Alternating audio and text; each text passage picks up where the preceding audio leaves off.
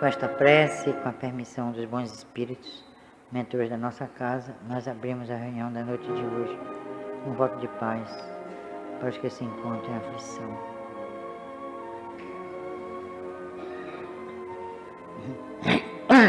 Três dias, 3 quartas-feiras, com todos vocês. E vou fazer dia de sábado de tarde, para os médiuns que já trabalham aqui com a gente. Então nós vamos fazer para vocês que estão se preparando como médiuns e para o pessoal que já trabalha. É um trabalho sobre a morte, que é outro tema importantíssimo para a gente discutir aqui. Não é isso? Porque nós trabalhamos com a morte. Não é? A gente pode usar o termo desencarnação, não é? Mas nós trabalhamos com a morte e com os mortos. Não é isso? Nós trabalhamos com a morte, porque a morte existe.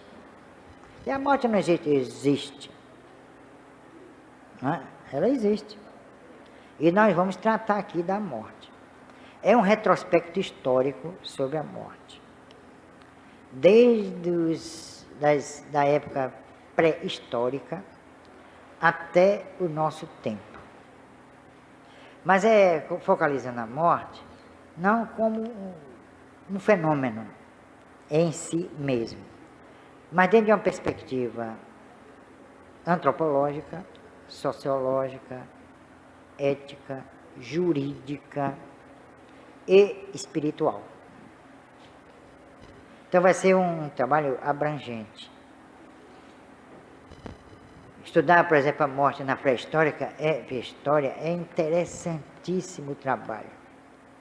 Eu estou aí para adquirir um livro, eu já li fragmentos sobre Lucy, e descobriram o filho de Lucy, vejam só, os antropólogos americanos, e é um livro ilustrado, muito bonito, sobre Lucy, que, segundo consta, teria uma idade de 50 milhões de anos, o que revoluciona a antropologia, a paleantropologia. Acaba com essa história de homem de Neandertal, australopitecos, etc.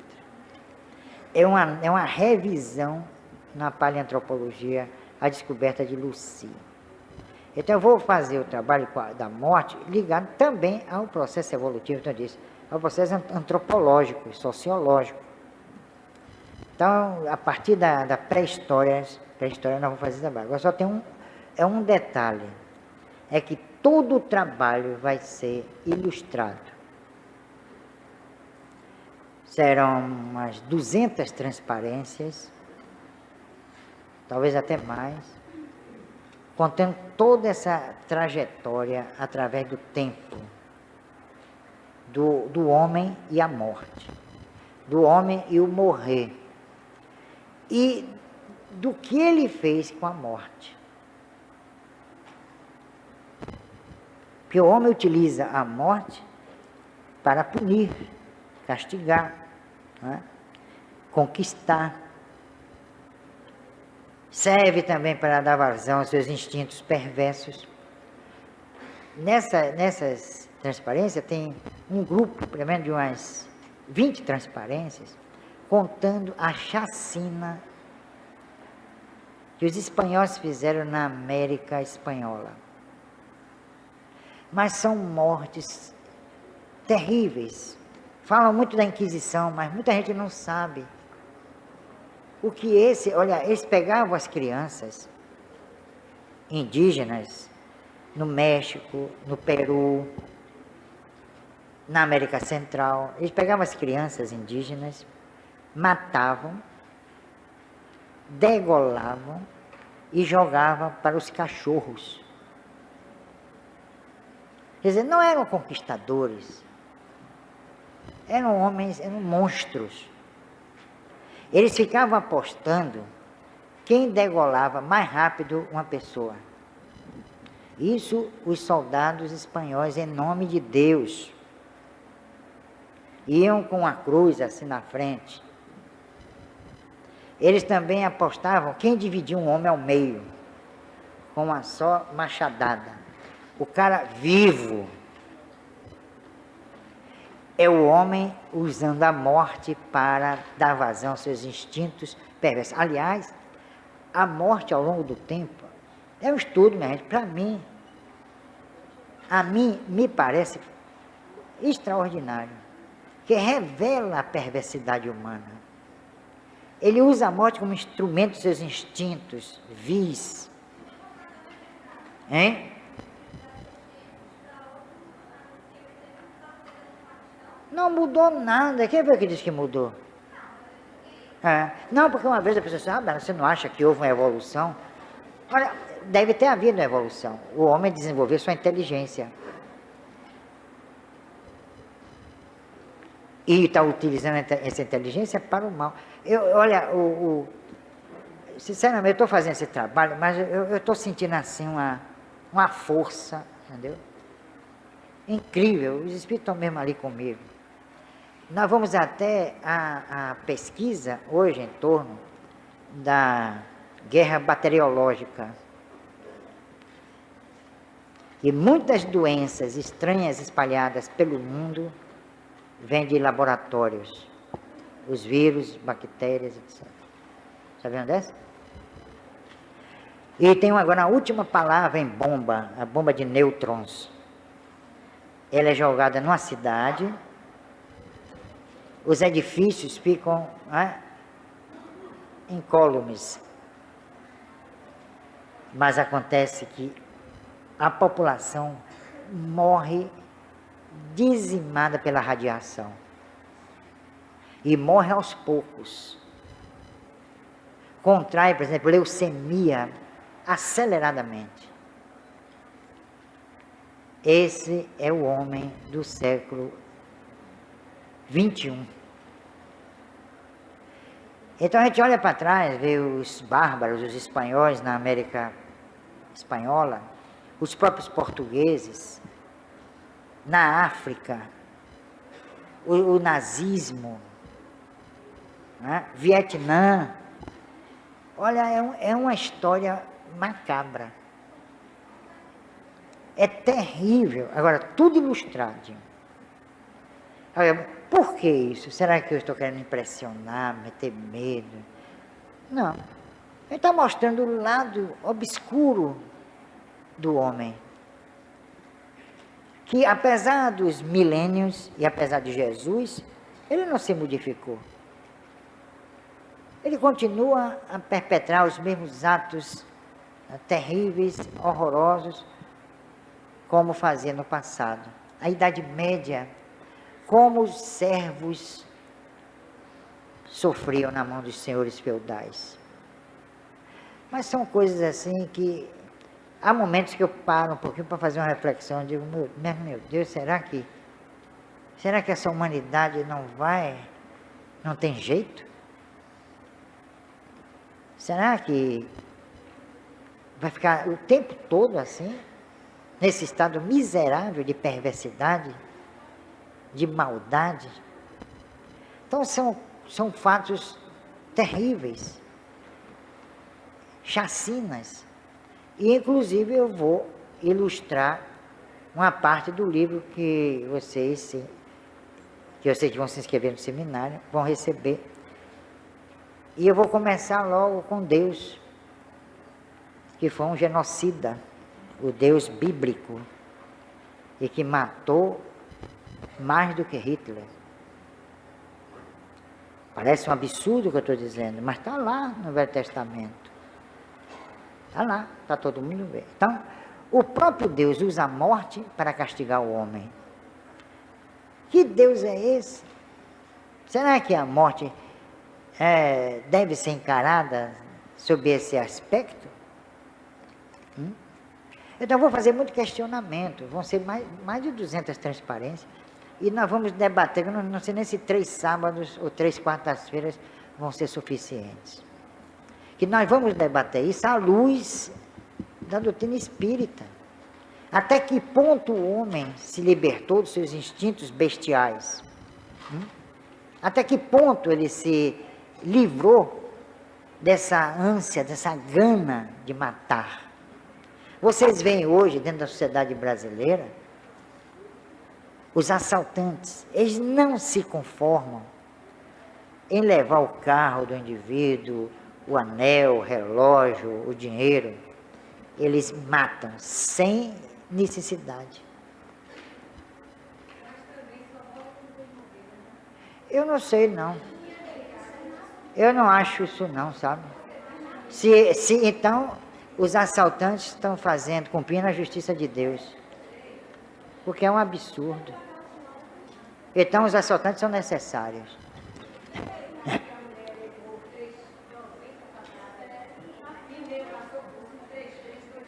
Ora, mas porque não pegou em lugar fatal? Se pegasse, morria. Se varasse o coração, acabou. Não existe fatalidade, minha gente. Porque senão, se houvesse fatalidade, assim, então o assaltante, o criminoso, é o braço da justiça divina. Não é, não. É um absurdo a gente pensar isso, viu? Senão tira a responsabilidade, não, eu agi porque estava escrito. Aí vira maluquice, não é? Quer dizer, o livre-arbítrio. Então o homem é um marionetezinho. A gente não pode encarar a morte sob essa perspectiva. Por isso que eu vou fazer esse estudo aqui, para mostrar a vocês que essas perversidades, esses genocídios, não aconteceram por questões kármicas, mas pela ignorância e pelo embrutecimento do homem. Enquanto o homem, quer dizer, se nós vivêssemos, vamos fazer uma suposição, beira a utopia. Se nós vivêssemos mais tarde, vamos viver uma sociedade justa, equilibrada, harmonizada, aí o bem também seria, não é, por força de uma fatalidade. Não, ele se saiu bem por causa da fatalidade, ele é bom por causa que estava escrito. Não é assim, não. Nós temos que analisar, porque a gente tem que fazer o divisor entre a fatalidade, aquilo que está escrito, e a liberdade de agir do homem, o livre-arbítrio. Quando nós encontramos certos fatos, e não vamos ser radicais, nem rígidos, nem ortodoxos, há certos fatos que são realmente ligados ao passado. Mas não é olho por olho, dente por dente, como disse Jesus. Não é. Ou como esse Moisés e Jesus criticou, não é isso? Aí, se tivesse tudo escrito, não, ele morreu porque estava escrito, né? Quer dizer, a responsabilidade do homem, a imperícia, os instintos, então tudo isso iria por água abaixo. É aí justamente que está o grande conflito. É aí que a doutrina espírita vem e esclarece. Lança luzes novas sobre esse assunto. Não é fácil a gente entender a doutrina espírita. Porque muitos espíritos até vêm e aí complicam a coisa. Começam a falar daquilo que não sabem. E são espíritos que têm certa notoriedade, são espíritos que já ganharam alguma celebridade no movimento espírita, aí lançam uma bobagem dessa, todo mundo aplaude. Não é assim, não. Nunca em espiritismo, nunca aceitem nada de mão beijada. Tudo que eu disser aqui, procure os livros, o livro dos espíritos principalmente. Estudem. Aí vocês dizem, será que Bernardo está certo? Será que está errado? Eu vou verificar. É isso que tem que fazer. E ninguém aqui é obrigado a aceitar as minhas ideias. Porque uma vez, uma pessoa disse, você vê que impõe. Eu não imponho nada aqui. Eu exponho, não imponho. Se as pessoas não concordarem, em vez de ficar discutindo, vá no livro, vá estudar. Porque senão fica uma defasagem muito grande. Eu estudo todo dia. Aí uma pessoa que não estuda nada, aí tem paciência. Aí não dá. Aí parece que eu estou perdendo meu tempo, né? E vocês também. Então essa história da morte, assim também tem um francês que viu a história do medo. É Jean Delumeau, que escreveu um tratado sobre o medo. É uma coisa linda mesmo. o que eu vou fazer é na base das transparências. Vocês vão, por exemplo, a morte de Mozart, né? Ludwig Mozart. Muita gente pensa que Mozart, pelo seu gênio, né, sua genialidade, morreu cercado assim da consideração de toda a corte vienense. Não morreu, não. Com 36 anos ele morreu envenenado. Ninguém sabe por quem. E o enterro dele, veja que coisa triste. Tem até um desenho que foi encontrado nos escritos, nos papéis de Beethoven.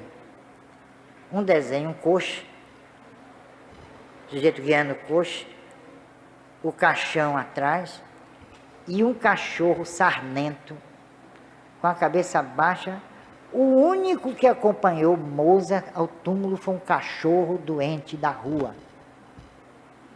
Muita gente não sabe disso. É uma das histórias. Agora, foi enterrado onde? No cemitério de São Nicolau, nos arredores de Viena, numa vala comum, sem uma inscrição. Aí a gente pergunta, mas por que fizeram isso com ele? Por quê? Por que ele teve esse fim tão inglório, tão triste? Uma morte tão estúpida. Olha, não é um fato para a gente...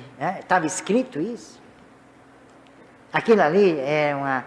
por que os parentes foram à igreja, fizeram a missa de corpo presente e largaram ele entregue a um condutor do coche fúnebre? Ninguém foi lá. Ninguém. Um autor disse assim, olha, a família não foi porque estava nevando. Mas o outro autor desmentiu, fez, não estava nevando. O dia estava limpo. Então, por que essa morte assim? E quantas mortes misteriosas, como Napoleão Bonaparte. Napoleão Bonaparte morreu na ilha de Santa Helena, envenenado por arsênico. Foi uma morte lenta. Ele foi sendo envenenado lentamente, até desencarnar. Quem envenenou? Ninguém sabe. Seus guardas?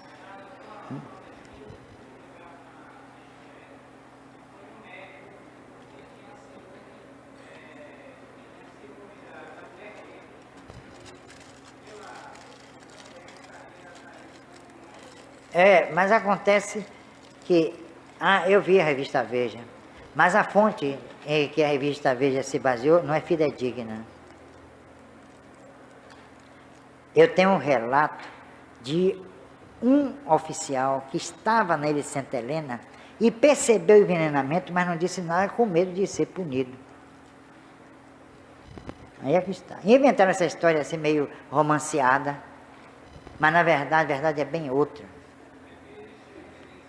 Não, queriam eliminar porque tinham medo de ele voltar à França e aí reativar o processo, né? A sua hegemonia, né? O seu império. Então eliminaram por isso. Como eliminaram grandes vultos da história por isso, porque ele incomodava. Não, ninguém sabia onde foi colocado. É uma morte realmente misteriosa. Mas a fonte não é muito boa. Eu tenho essa fonte. Para a gente fazer um trabalho desse, a gente tem que pesquisar muito. E eu vou lá na pesquisa, eu adoro pesquisar. A morte, por exemplo, de Edgar Allan Poe. Eu acho interessante a gente tratar desses assuntos, porque geralmente ninguém trata, não é? Pelo menos é alguma coisa nova. A morte de Edgar Allan Poe, por exemplo, foi uma morte realmente dolorosa. Morreu na sarjeta. E ele envenenou uma das mulheres dele. Morreu envenenada. Ele matou. E nos romances dele, de terror, nós vamos encontrar a sua né, seus instintos. Embora ele tenha sido um talento, um gênio, escreveu um poema chamado Corvo, né, que termina com uma expressão que foi adotada até por Baudelaire, né, Charles Baudelaire, aquele que escreveu As Flores do Mal. Ele dizia que o corvo dizia a ele, dizia que nunca iria deixá-lo, nunca mais, nunca mais. Aquele poema, O Corvo, era um processo obsessivo de que Edgar Allan Poe estava submetido. O corvo era um espírito, e você sabe que o corvo, nos Estados Unidos, é uma ave agoureira. Nos cemitérios, nós encontramos o corvo. Quando eu estive no cemitério de Arlington, com Lúcia, os corvos ficavam rondando o cemitério, atraídos pelo escapamento de odores fétidos dos cadáveres em decomposição. Essa é a imagem do corvo lá nos Estados Unidos. Aqui são os abutres, os urubus. Lá a figura sinistra é o corvo. Então é como ele fez uma representação notável, e muita gente não percebe, em que o corvo seria o obsessor, assediando-o, e dizia que nunca mais iria deixá-lo. São imagens, são alegorias ligadas à morte. Essa história da morte vai ter essa conotação. Não é falar da morte em si, a cessação da vida, não é isso. É mostrar, como eu disse, os aspectos éticos, sociológicos, até políticos, como os assassinatos políticos. Por exemplo, de Abraham Lincoln, foi um assassinato político por John Booth. John Booth deu um tiro na nuca de Lincoln, quando estava assistindo a uma peça num teatro em Washington. E esse John Booth foi morto, ele e 4 comparsas, pelo exército americano, aliás, o serviço secreto americano. Mas foi uma morte política. E quando o Lincoln toma posse, desencadeia a chamada Guerra Civil, vejam só. E essa Guerra Civil matou 600 mil americanos e 400 mil feridos. Veja só, 600 mil pessoas morreram estupidamente. Por quê? Interesses políticos. Então a morte também não pode ser dissociada da política. Getúlio Vargas, quando ele dá um tiro na cabeça, e ele diz assim, né? Saiu da vida para entrar na história. Ele saiu da vida para entrar, foi no inferno, sei lá, no umbral, sei lá das coisas. Se é que existe umbral. Não é? É uma morte política. Então vocês veem que a morte é uma coisa, olha, como eu disse, é um trabalho interessante, podem ter certeza. Porque ela toca em todos, né, todos os segmentos da sociedade.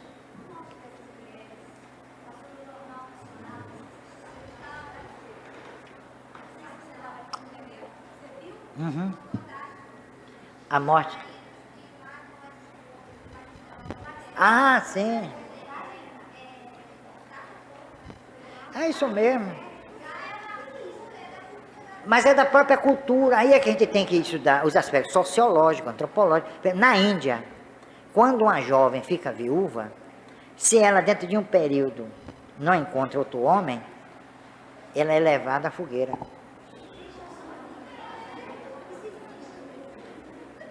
Pela própria família. Já imaginaram? Eu acho que elas tratam o marido assim para não morrer desencarnado. Não? Então, existem também aspectos pitorescos na morte. Por exemplo, os sumérios, eles tinham um hábito, veja só agora, por que só Deus é quem sabe. Quando o sujeito desencarnava, eles abriam o estômago e enfiavam ali a cabeça do sujeito, degolavam e enfiavam a cabeça. Agora, para quê? Até hoje ninguém sabe. Enfiavam a cabeça. Eu não sei lá o que é. Deve ser alguma coisa ali, tem algum motivo. Tem muitas coisas que a gente pode até especular, mas são coisas desconhecidas. Por exemplo, os chineses. Os chineses, em 2.500 anos antes de Jesus, na época em que florescia o Império Egípcio, os chineses também mumificavam os corpos, principalmente dos nobres. Agora, só tinha uma coisa: eles encaixavam o corpo numa estrutura de jade. Eram pedaços de jade costurados em ouro. Agora, ninguém sabe como eles furavam o jade na espessurazinha da linha de ouro.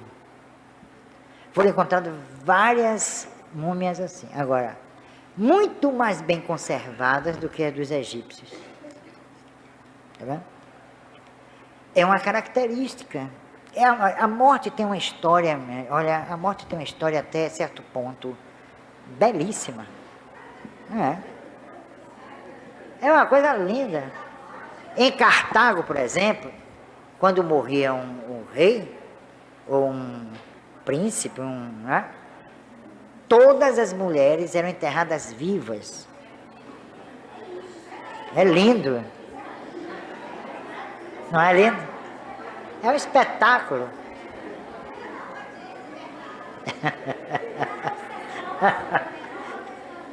Então, e tem mais.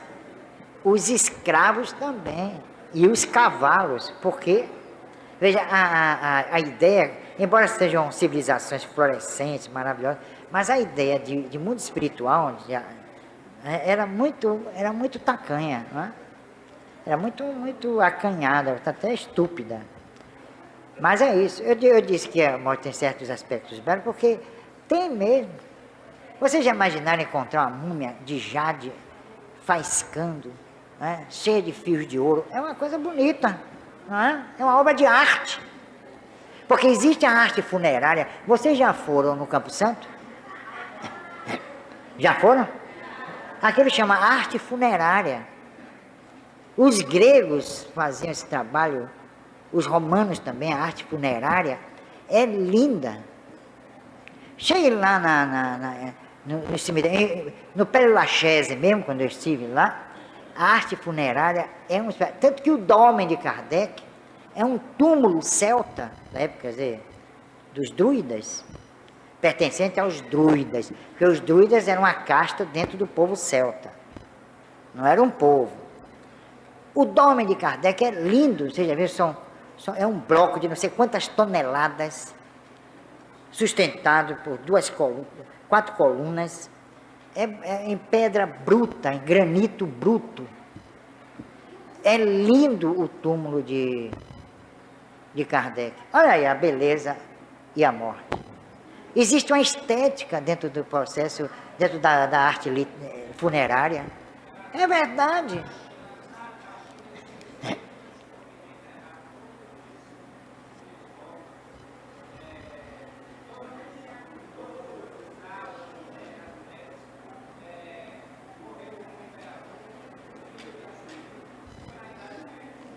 É.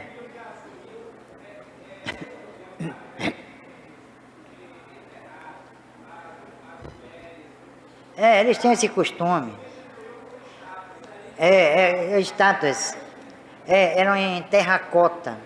Tanto que teve um imperador da dinastia Ming, que ele mandou fazer, antes de morrer, a sua guarda toda em terracota. E o túmulo dele tinha todo esse pessoal, mas em terracota. Eram imagens. Então existe uma certa beleza na arte funerária. Existe, por exemplo, os túmulos egípcios eram lindos, eram maravilhosos. A gente tem que admitir, porque a morte, mas existe beleza aí, existe sim, existe uma estética, claro que existe, não é? A gente não pode negar. E há certas imagens que são trabalhadas de uma forma assim admirável. Então a morte tem esses aspectos a serem considerados, porque muita gente não quer encarar a coisa, né? Tem medo.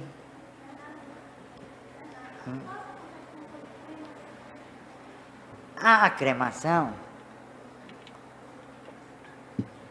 ela começou na Itália. Um sujeito, não sei o nome dele,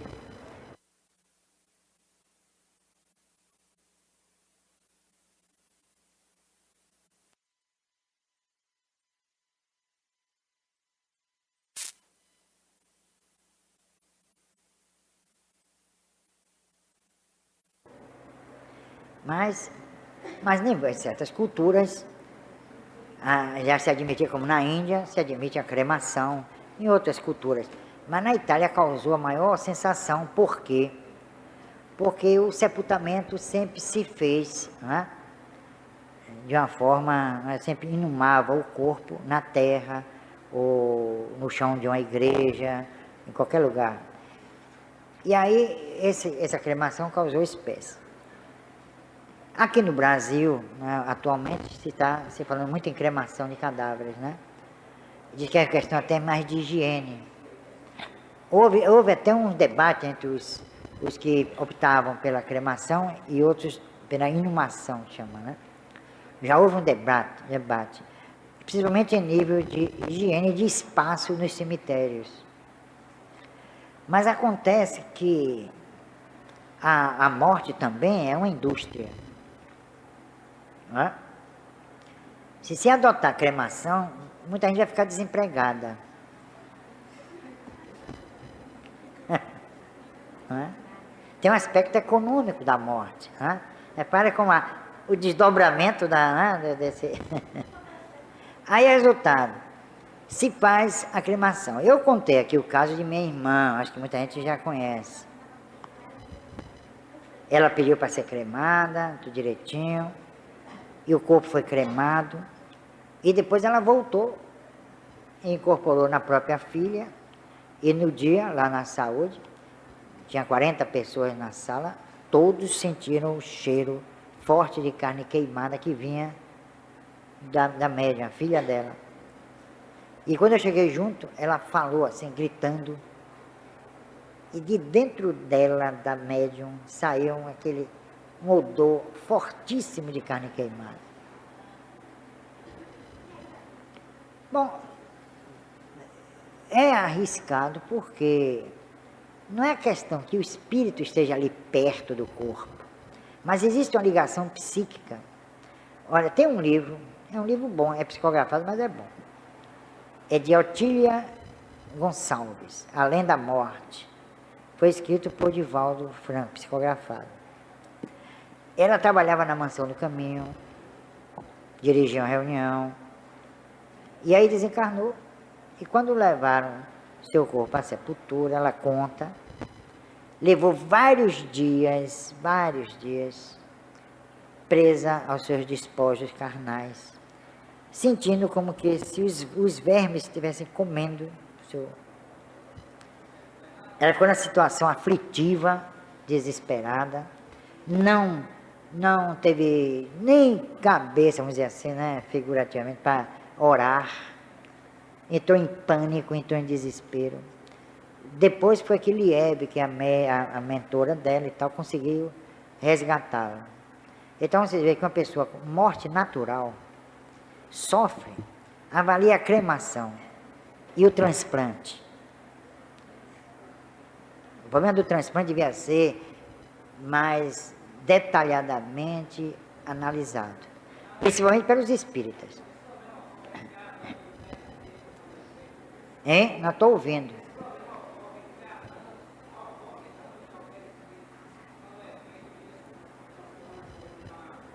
Claro, o perispírito sofre o que acontecer com o corpo enquanto o espírito estiver, mesmo nas vascas da desencarnação, qualquer coisa que aconteça com o corpo repercute no perispírito. Qualquer situação. Tanto em morte natural, por exemplo, vocês são médiums, vocês frequentam o centro espírita e sabem que nas reuniões espíritas, quando um espírito doente incorpora no médium, o que é que acontece? Por exemplo, ele desencarnou com câncer no fígado. Aí o médium, um tumor na cabeça. Quer dizer, aquela sensação é preservada mesmo depois de muito tempo de desencarnado. Avalie ele no processo de desencarnação, aí abrem, às vezes não usam nem anestesia, e tiram seus órgãos. Ah, mas é uma caridade, tudo bem. Vamos fazer a caridade, mas desde que não violente a pessoa, o desencarnado, ou o desencarnante, vamos dizer assim. Porque em morte cerebral o sujeito está ali, o espírito está ali. Eu sinto muito, porque eu contrario muitas disposições aí. Não é negócio de que, olha rapaz, vamos acabar com esse negócio de tem que passar por isso. Porque senão a gente vive somente dos resultados do passado. E o futuro? Como a gente pode construir o futuro se tudo que estava previsto no presente? Como? É bem possível, pode ser que esteja também interferindo na trama kármica dele. Além do mais, vocês ouviram, vejam só, essa Rede Globo é capciosa. Ô, redezinha, mas sem vergonha. Quando você vê o afã dela em mostrar a ciência moderna, você já viu isso, não? Tanto que tinha um repórter que chamava Mr. Câncer. Ele foi até governador de Minas Gerais, qual é o nome dele? Hein?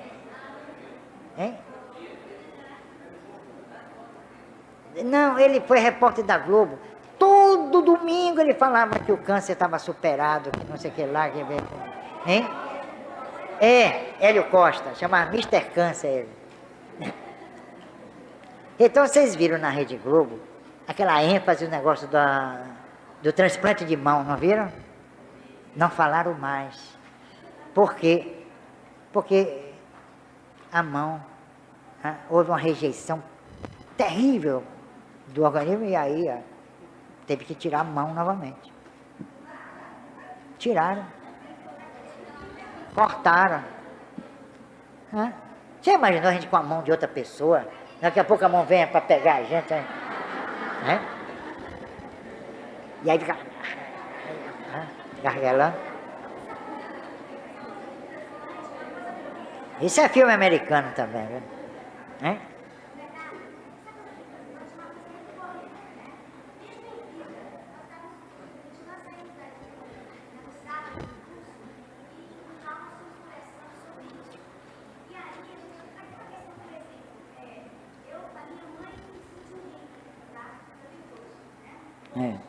Você tem dois? Pô, é mesmo, eu também tenho.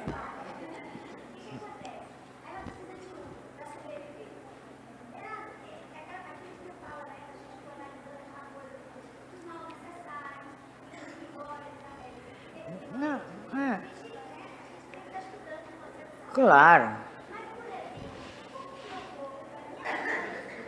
Eu sei que é sua mãe. Ela está aí, eu conheço ela. Olha, minha filha, eu quero que fique bem claro. Eu não sou contra e nem a favor. Nem mesmo, muito pelo contrário. Quem tem o que é seu, dá a quem quer. Isso funciona em vários níveis, diga-se de passagem. Então, resultado, que há implicação, há. Porque, olha, é um órgão novo, diferente. Tanto que eu assisti a um trabalho, foi na revista científica, sobre uma coisa interessante. O sujeito falando sobre tumores. Ele disse assim, textualmente, cada tumor é um tumor. Um é diferente do outro. É aí a dificuldade da cura do câncer também. Porque quando o câncer se instala em alguém, obedece a certas características, não só de ordem biológica, mas também perispiritual. Cada corpo é um corpo, embora sejamos profundamente semelhantes, mas existem nuances, características, quase que imperceptíveis e não admitidas pela medicina, que determinam a especificidade da doença. É aí a dificuldade da terapia. Vocês veem uma coisa interessante, nem todo remédio serve para a mesma pessoa com a mesma doença. Então, existe uma especificidade, como eu disse. Aí você pega um órgão seu, e aí a pessoa faz o transplante. Aqui mesmo tem uma médium, não sei se ela está aí, ela deu um dos rins ao irmão. Nunca mais ela foi a mesma pessoa. Houve um desequilíbrio energético. É isso que... Mas é a caridade. A gente só encara as coisas sobre o prisma material, orgânico, afetivo e espiritual. Põe aqui. Então nós não somos espíritas? Então que adianta eu ser espírita se minha opinião é de qualquer um aí fora? Não é que deva ser diferente. É que nós temos informações que essa turma aí fora não tem. Como o conhecimento do perispírito, que a medicina teima em não reconhecer. E as rejeições? Olha, se a pessoa não tomar medicamentos específicos, ela vai ser... E vem cá, os transplantados de coração no Brasil, quantos são? Quantos sobreviveram até hoje? Vocês veem divulgar na televisão isso? Sim.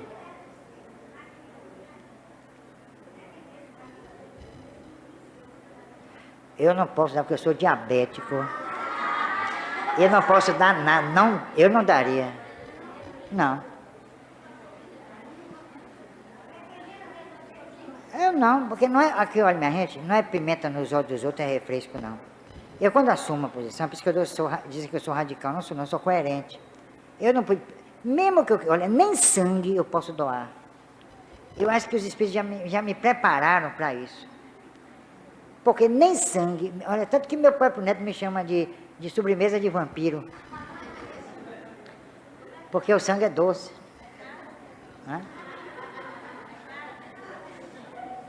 Então, resultado, não posso doar sangue, não posso doar nada. O que eu procuro, sabe o que eu procuro transplantar para as pessoas?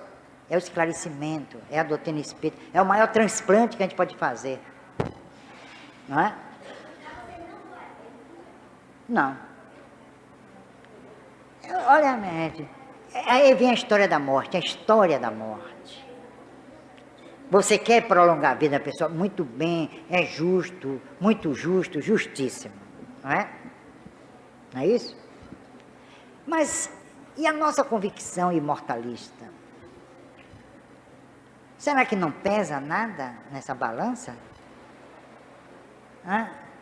E a certeza que nós temos da imortalidade, como eu tive lá em minha casa, numa gabinezinha fechada, a chave na mão de Lúcia, guardada ali, ela guardou a chave na mão, Medrado deitado, com um short, gente, esse tempo era magrinho, com um short, uma camiseta, e de dentro da gabine saiu uma mulher,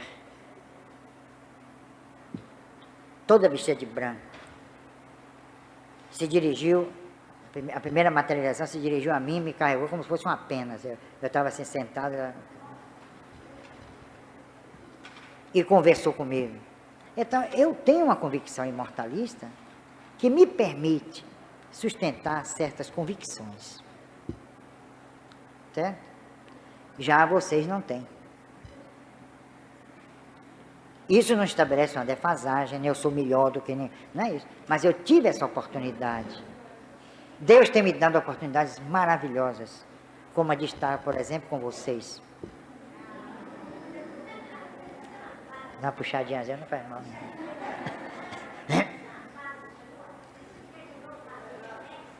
Hein? Eu torno a fazer. Não tenho dúvida. É isso que às vezes me distancia de certas pessoas. Porque a pessoa é espírita, às vezes, da boca para fora. E pensa que ser espírita é ficar dando comida, pão, roupa, remédio. Tudo bem, eu acho isso maravilhoso, principalmente num país incompetente como o nosso. Não é isso? Hoje assisti até a entrevista de Juca Chaves. Parece comigo, Então, resultado, ele tem que ter uma convicção imortalista inabalável. Porque senão, a gente estuda, leva 30 e tantos anos como espírita, depois age como qualquer outro, sem nenhuma perspectiva de imortalista, nada. Então tem paciência. Então a doutrina espírita é mais uma religiãozinha. Né?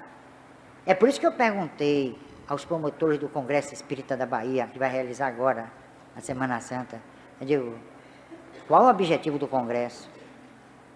Ah, o pessoal da área de saúde, os médicos, eu digo, eu quero saber o seguinte, eu quero que você estabeleça nesse Congresso algo muito importante. O problema de ser médico espírita ou espírita médico. É muito interessante isso. Lá no Hospital Aliança, por exemplo, eu até vou lá fazer uma palestra, tem um grupo de médicos e enfermeiros espíritas. Eles se reúnem. Tem um dia determinado, a direção do hospital permitiu tudo. Eles se reúnem. Ah, vamos embora. Eu vou marcar para agora, para o fim de março. Se quiser, eu levo vocês.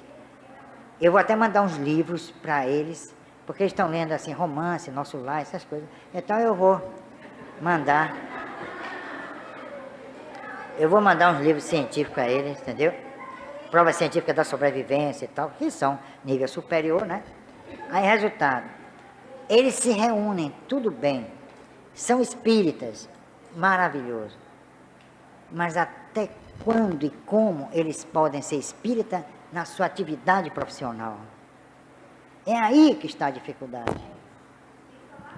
Porque ele termina sendo espírita como nós, que adianta ser médico? Eu também sou advogado, sou espírita, você é administrador de empresa, o outro ali é economista, o outro é professor, e daí?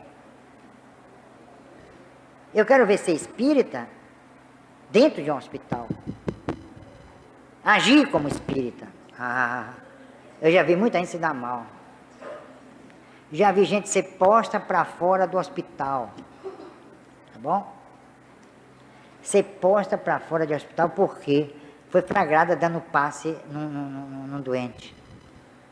E conversando com o espírito. Pensava até que ele estava maluco, ele estava, não, meu irmão, sei que lá, era a mulher, né? Meu irmão, não faça isso e tal. Aí entraram, tá ele lá, meu irmão, sei para lá, meu irmão para cá. Viu? Tá doido. Médico, o cara era médico.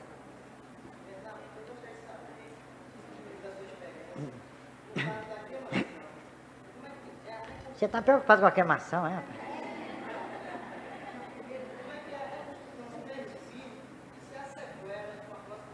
Há muitas sequelas. O perispírito se reconstitui, mas com o tempo. Resultado, as pessoas reencarnam depois com sequelas terríveis. É aí que as pessoas ficam, hoje perguntaram assim, mas tem o problema da hereditariedade, o problema congênito, genético. Eu digo, tudo isso é verdade. Agora, mas de onde vem isso? Qual é o mecanismo da hereditariedade que ninguém sabe? Me responda aí. Afeta, claro que afeta. Se você tira um órgão, claro que vai afetar o perispírito. O perispírito, minha gente, é a matriz. O corpo foi elaborado pelo... Tanto que o perispírito é chamado modelo organizador biológico. Sob o comando do espírito, ele organiza o corpo físico. Quando ele está ligado ao corpo físico, sob vários aspectos. No momento que ele ainda estando ligado ao corpo físico, aquele corpo físico sofre qualquer violência, repercute nele. E pode ter o seguinte, se acontecer qualquer coisa no perispírito, pode repercutir no corpo físico. Mas é raríssimo isso. Mas normalmente é do corpo físico para o perispírito. Então, se há o processo de cremação, é natural que o corpo perispiritual seja afetado, integralmente afetado. Porque a cremação é a destruição completa do corpo físico. Né? Vira pó, vira cinza. E o perispírito então vai sofrer agora para reconstituir esse perispírito. São várias reencarnações, não é uma só.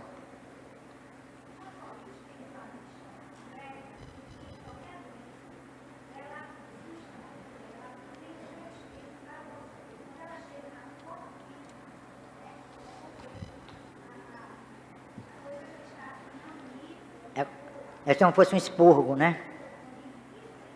Não. Não tem nada de cura.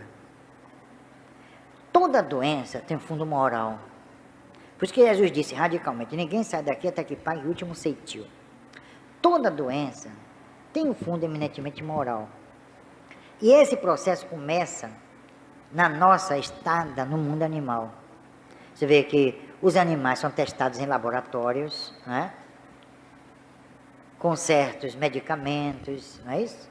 Que mais tarde vão ser aplicados no homem, não é? E os animais têm câncer, têm leucemia, loucura, e aí por diante. Então, principalmente os animais chamados superiores, é um estádio nosso, como espíritos, dentro desse aspecto. Quando nós chegamos à fase hominal, essas doenças acontecem, mas tem um fundo moral, ético. Senão a doença não teria sentido. Não teria nenhuma. Isso seria uma estupidez. E tem mais. Às vezes as pessoas pensam que fulano sofreu muito e dizem assim, mas ele sofreu muito, deve estar agora descansando, né? Não é assim? Não estão, não. Aí começa a inana. Aí o pau começa a comer aí. Por quê? Porque o sofrimento que acomete o corpo, a doença que arrasa com o corpo físico, é uma consequência do ato moral do indivíduo, é uma resposta. Por que essa resposta no corpo? O corpo é o espelho moral da alma. É a única coisa que pode chamar a atenção do espírito e tentar retificá-lo, é através dessa forma aparentemente estúpida, não é? Cruel, mas necessária. Tanto que a dor, normalmente, eu não vou radicalizar, é fruto do nosso erro. Por exemplo, eu não tenho essas doenças, eu tenho. Eu fico, às vezes, envergonhado diante de mim mesmo. Porque eu sei que elas são frutos dos meus erros, dos meus desatinos, dos meus desajustes passados. E a gente sofre em função, porque é aí que está justamente a grandeza da doutrina espírita. É a única doutrina que trata a doença sob um prisma jamais tratado por qualquer outra doutrina. Por quê? Porque nenhuma doutrina admite a lei de causa e efeito como nós admitimos, como nós postulamos. Nenhuma doutrina acredita na reencarnação como nós concebemos, dentro daquele capítulo lá do Livro dos Espíritos, a justiça da reencarnação. Nenhuma doutrina admite o perispírito. E aí por diante. Então nós temos um handicap, nós temos trunfos que poderíamos estar transformando a mentalidade aí fora da medicina, da ética, da política, da antropologia, da paleantropologia, que pensa que a história do homem está impressa nos ossos, nos fósseis, quando a história do homem está no espírito e não nos fósseis. É a história biológica, é o mecanicismo. A verdadeira história, nossa história, está conosco. Não tem livro nenhum, não estão nos fósseis, não estão nas inscrições rupestres, nem inscrições nos templos sagrados da antiguidade, mas a história do homem está nele. E cada um tem a sua própria história. Existe a história individual, a história de cada um, dentro de um contexto coletivo. É isso que Gustavo Gelé defende. É a chamada sociologia, antropologia espírita. Nós temos uma antropologia que poderia, se ela fosse enunciada, resolver muitas questões relativas aos chamados elos perdidos. Em Londres, descobriram uma farsa há pouco tempo, uma farsa que durou 1,5 séculos, em que cientistas londrinos, para combater a tese espiritualista, arranjaram fósseis, crânios, e aí estabeleceram a escala evolutiva. Os elos já não eram mais perdidos, foram encontrados. Era uma farsa. Então, a história do homem está nele. Tanto que vem um livro meu aí chamado O Espírito, Senhor dos Elos Perdidos. Nós somos os senhores dos elos perdidos. Agora, nós precisamos desenvolver mais a nossa inteligência, a nossa capacidade de percepção, para entender a lei de Deus e não pensarmos que Deus é injusto. O que está faltando ao homem é entender as leis da vida. Essas leis que nos regem silenciosamente e que nós não entendemos. As religiões, por exemplo, Bernardo fala contra... Não estou falando contra nada. As religiões se encarregaram de subtrair do homem o princípio da reencarnação, da imortalidade, comunicabilidade. É ou não é? Fale a um católico sobre espírito. Fale a um protestante. São religiões tidas como cristãs. E, no entanto, Jesus materializa espírito, fala com os espíritos, conversa com Moisés, conversa com Elias. Ali estava a prova da comunicabilidade e da materialidade do espírito. E aí negaram tudo isso ao mundo ocidental. Resultado, nós estamos num... Esse povo aí fora está num beco sem saída, apelando para aeróbicas de Deus, essa palhaçada que estão fazendo. Isso é palhaçada. Hein? Falam uma opção de besteira. Hein? Vai ter programa, quer dizer, é isso que é a religião. Principalmente no Brasil, onde o povo está passando fome, vai para lá cantar com o estômago vazio. É isso. Quer dizer, olha, o governo está exultante com esses padres.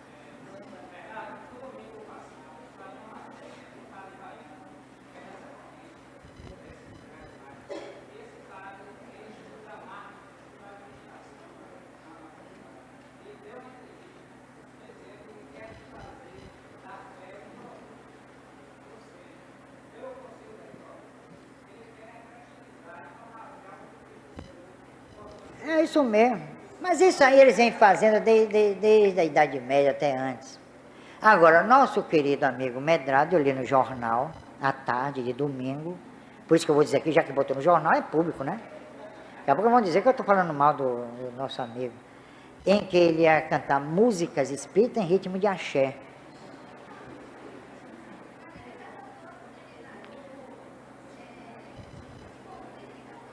Foi? Pronto, daqui a pouco a gente vai ter um Marcelo Rossi Olha, não sei não, a doutrina espírita termina avacalhada nesse país, como tudo. Como tudo no Brasil se avacalha. Tudo. Reparem só, é o país dos cartunistas. É o país dos humoristas. Não é isso? Dos cartunistas, dos humoristas. E aí por diante. Dos motoristas não, é outra história. Então nosso amigo vai no axé. Eu não sei onde é que isso vai parar não, minha gente.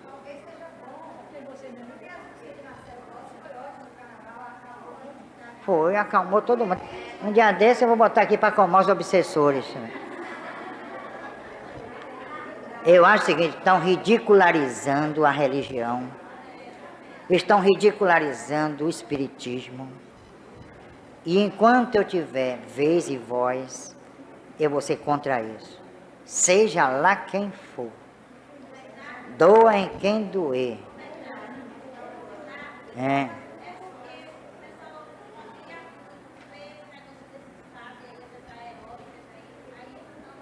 Eu não copio nada. Aqui, minha gente, é espiritismo. Talvez vocês não gostem, mas é espiritismo.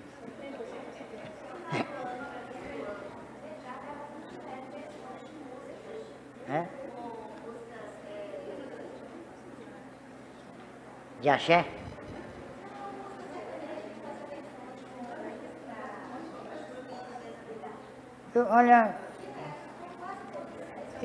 Isso aí termina mal, porque o espiritismo é uma ciência. Então, como não está, a verdade é essa, me desculpem, porque eu estou fazendo de vocês a exceção. Vocês são a exceção ao que eu vou dizer. A doutrina espírita, sendo uma ciência, uma filosofia de consequências éticas, ela não foi escrita para os brasileiros. Kardec não a escreveu, nem os espíritos para os brasileiros. Veio para aqui. Não sei se foi um acidente. Porque tudo do que chega no Brasil é por acaso. Inclusive Cabral. Não é? Não é não? Então, resultado, vocês são a exceção, porque a doutrina espírita tinha que ser como uma espécie de decodificação. Ela tem que ser nivelada à mediocridade do brasileiro. Hoje, Juca Chaves disse uma coisa na televisão chocante. O brasileiro é um canalha. Disse na televisão. Ele é corrupto, disse mesmo assim. É claro que ele generalizou. Ele não conhecia a gente.